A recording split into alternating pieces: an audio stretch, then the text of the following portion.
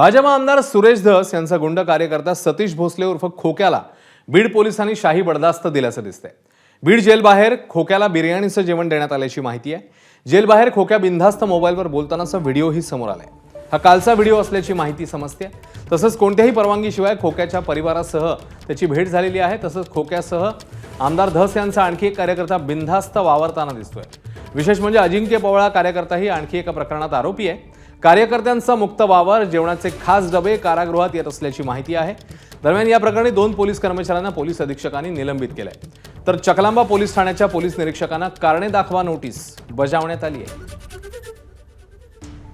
काल जे जिल्हा कारागृह परिसरामध्ये जे कथित व्हिडिओ व्हायरल झालेला आहे त्यामध्ये जे 2 अंमलदार आहेत त्यांचं वर्तन, त्याचप्रमाणे ठाणेदाराचं वर्तन हे अत्यंत अशोभनीय आहे। त्या अनुषंगाने जिल्हा पोलीस अधीक्षक माननीय श्री नवनीत कावत सर यांनी दोन्ही अंमलदारांना तात्काळ सेवेतून निलंबित केलेलं आहे। त्याचप्रमाणे संबंधित ठाणेदाराला देखील कारणे दाखवा नोटीस दिलेली आहे। दरम्यान जेलमध्ये असलेल्या सतीश भोसले उर्फ खोक्याला पोलिसांकडून मिळणाऱ्या VIP ट्रीटमेंटवर अनेक राजकीय प्रतिक्रिया आता समोर आल्यात। बघूया। अशा प्रकारे तो मित्राच्या घरचा जेवणाचा डबा बोलवत असेल, VIP वागत असेल तर सरकारचा तर तो काही जावई नाही।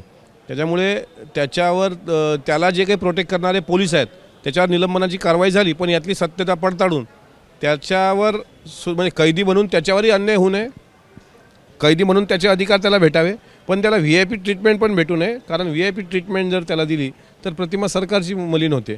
त्यामुळे तो खोक्या असो का बोक्या असो त्याला सरकार त्याच्याबरोबर चोप देणार।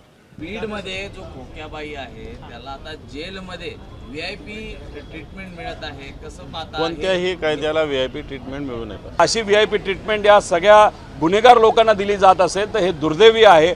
म्हणजे फक्त कार्यकर्ते आहेत आणि जेलमध्ये गेलेत म्हणून त्यांना VIP ट्रीटमेंट देत असाल तर अप्रत्यक्षपणे हे सरकार कुठेतरी गुन्हेगारांना सुद्धा पाठबळ देतं असं आपल्याला म्हणावं लागेल। ABP माझा, उघडा डोळे बघा नीट।